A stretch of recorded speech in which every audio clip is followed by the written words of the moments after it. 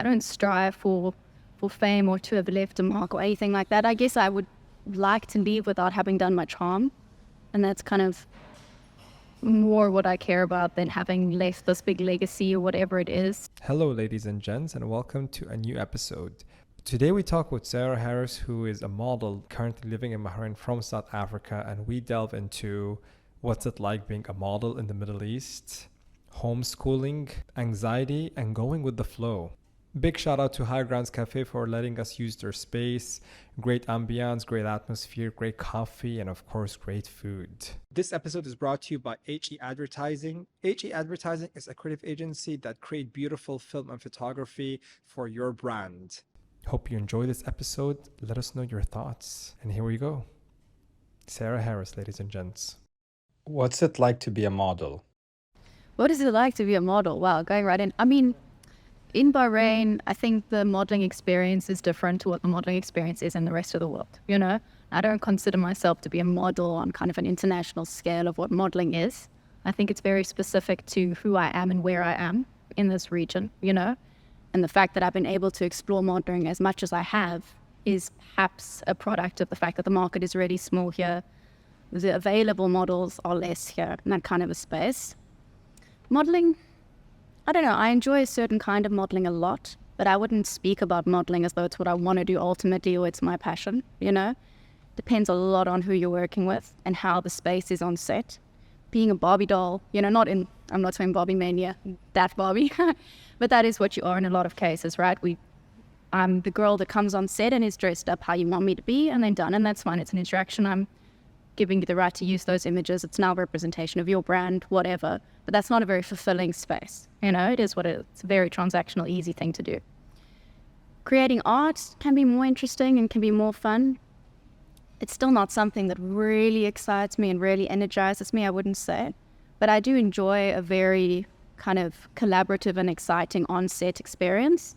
And I would say, you know, that's almost on set. I almost prefer to not be the model on set, but to be part of that same engagement, which is really cool. What brings you joy and excitement, career-wise? I'm still trying to pin down exactly what excites me and kind of the most exciting, the things that make me feel the most excited. I really enjoy being in a kind of operations / I wouldn't say directing, but kind of trying to keep everything on track kind of a role. And that's true for events work. And it's true for some smaller on-set projects I've got to do.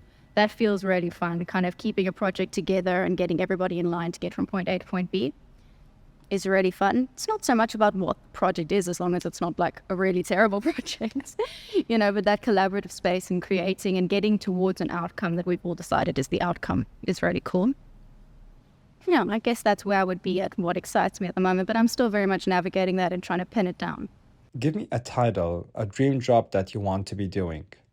Yeah, you know, director has felt like a really fun word recently. It has. And I definitely have I've got to be in a few smaller projects where I've had the opportunity to come up with the concept, select the people that I'm going to be collaborating with, run that on set. And we're talking tiny projects, a couple hours. It's not a big, you know, expansive thing. It has felt really exciting. And it's definitely something that I feel good doing. I kind of always leant more towards the production side of things as opposed to being the person in control of the creative space. And maybe that's because I have thus far had a bit more experience in events management where I've had kind of a bigger, more responsible role. And so leaning towards, okay, let's just make sure everything's in line. Everybody's got what they need. I'm not going to be a huge part of the creative vision, but it's ensuring that all the creatives have what they need to bring that vision to life. That can be really cool. But like I say, recently directing has seemed more interesting and more fun. So maybe director, I don't know. You're aware of the presence you bring to the projects, right? There's this energy about you. Well, that's great to hear. I'm glad that I bring that presence to the project. But are you aware of it? Are you aware that you have that? I think I'm a useful person to have on set. And I think that's something I've kind of been reassured by when I've got to work with people who I consider to be really successful, really incredible artists or just really good at what they do, you know, and I've had the opportunity to work with those people, which has been amazing. And I'm really lucky to have done that. And I've got good responses, you know, and I do feel like I am quick on my feet and I make things happen, you know, kind of, I don't know, getting shit done, whether you're going to have to bleep that out or not, is kind of a big tagline for what I like to think of myself as being able to do. So I do have confidence in being a useful person on set, but I also know I've got a lot to learn. And the industry is so expensive. And again, going back to the fact that the space we're working in Bahrain, I think is unique, partly because it's so small and just because we're working in a particular region in a particular way. It's foreign to me because my culture is different, right? So all of those things tie into each other. So it's just huge. There's so much to learn and how quickly it's all changing. But I would say I have confidence that I'm useful. So who do you think Sarah is? Wouldn't put modeling in kind of the first descriptor. I think modeling gets a lot of attention just because, post the pictures on social media. So it's what people see, right? First, always. So, but when I'm thinking about myself, modeling is very much something I do as a means to an end. It's something I enjoy in certain instances, and I love working with great brands, etc., etc. But it's not a descriptor of who I kind of think of myself as being. You mentioned glam. I would say it doesn't come naturally to me, glam. And it's something I'm always trying to find a way to be more polished, find a way to be a little bit more, not presentable, but kind of cosmopolitan, I guess. I'm not good at keeping a manicure clean. I forget to wear jewelry, my hair. I won't do my hair every day, that kind of thing. It's a very down-to-earth space. And so I guess that's a descriptor of myself in itself. I like to be outdoors. I like to think of myself as being introverted but open-minded. I guess that's kind of how I would describe myself. South African. South African is a core part of who I am as well.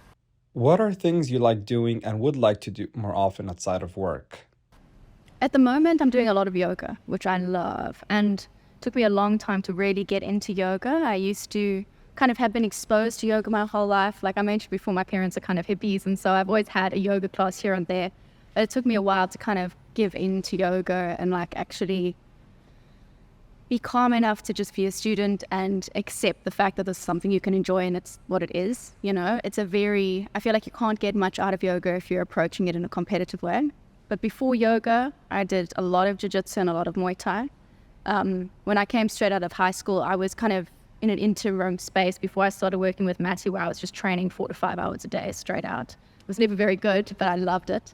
It's something I've stopped doing now, especially as work has gotten more intense. Doing something so combative, so consistently can be rough, not just physically speaking, but emotionally. It takes a lot out of you to be fighting all the time. So that's another thing. Climbing, I really enjoy climbing. I'm not very good at climbing, but I've had the opportunity to boulder a bit and climb a bit in South Africa. Things that take you outside are kind of where I tend to gravitate. What was it like being homeschooled? It was really interesting. I'm not sure I would do it again. And I've always said kind of up until the last couple of years that it's an amazing way to go about it. And it's something that's, if you have the right mindset and you're the right kind of person, you can get a lot out of it. And I still believe that. But personally, where I am now, I don't know if it's something I would do again. I had a bit of a rough time acclimating to school when I was really young. I entered the school program a year and a half early, so I was pretty young kind of compared to my classmates and sensitive, and so I didn't kind of adjust well to that, and so ultimately that ended up me being pulled out of school and homeschooling. And homeschooling provides so many awesome opportunities. I mean, my parents road tripped a lot when I was young, so we road tripped all over South Africa, and I got that opportunity to just take school with me and stuff and all of that. But then when we moved here, that was when I was about 12, 13, I think I would have really benefited from a school. And I didn't, because I was already homeschooling. I was already kind of in it. It was like, okay, X amount of years till the finish line. Why acclimate to a whole new school? Why do all of that? And there was the assumption that we were only going to be here for a year or so anyway. One thing led to another, and I didn't end up doing that. And I think having to go to a school, I think I would have thrived in a school environment, actually, even though it would have been really scary. And yeah, I think an exposure to a large group of people earlier on would have ultimately been beneficial. Has there been any negative effects being homeschooled? School can be really hard. I imagine homeschool comes with its own difficulties. I mean, kind of the ability to engage really smoothly with people of your own age group, because I was always engaging with people a bit older than me. I was always around adults. I was seeking kind of extracurriculars and things like, an adult Muay Thai class or this or that. I wasn't surrounded by my own age group. So that's something that even now it takes quite a lot of, false starts to get into a space where I feel like I'm actually interacting with my peers. That gets less and less every day as we all become adults, naturally. homeschooling takes a lot of self-motivation, a lot of self-discipline, and that was really good kind of to experience and engage with. Was it easy making friends? You just aren't exposed to as many, right? Like school is like you're just with people all your own age, right? So you kind of are thrown into this pool where it's not the same. So I didn't have as big of a friend group as I think I perhaps would have had in school. Not to say I didn't have friends, and I had kind of like this girl from art, this girl from South Africa, this girl from whatever, but it wasn't kind of this exposure to a large group and the constant socialness, that a school exposes you to. What do you fear? I mean, it's cliche, but I have a lot of kind of anxiety around not performing and failure. So that's definitely something that gets me kind of stressed out. Like, what will I do? What is an achievement? And then going back to homeschooling, this is what I was going to say earlier.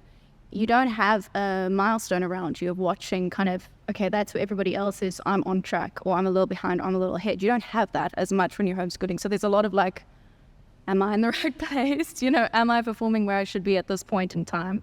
And trying to reach for, you see an example on social media at this one point and it's like, okay, that's where I should be. And then you see another, it's like very up and down. Whereas I feel like being in a school setting, you're very much like, okay, I've got my peers around me. I know where I should be standing right now, shouldn't be or whatever. So biggest fear, I would say definitely, I think it's all anxiety driven. I have I have a constant dialogue of kind of anxious thought and trying to deal with anxiety and work within anxiety. And so I think it does lead to a space of not failure, but kind of not being able to succeed, not being successful enough, not holding the line, I guess is where they would come down to. I don't have any particular fears of like death or sharks or anything like that. I'm all good on those points. Is anxiousness something you can wish away?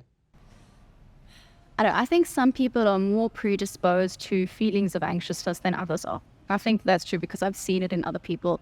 My family, my father's side of the family has had a long history of kind of more anxious and depressive thinking. But I think that it's hugely about, it's not some big burden that means you can't operate within, and I think it's hugely about how you engage with the anxiety. And like I found a lot of success in the separation of oneself from the anxiety. It's like, okay, the anxiety is there, you're going to have to do it anyway, kind of an experience.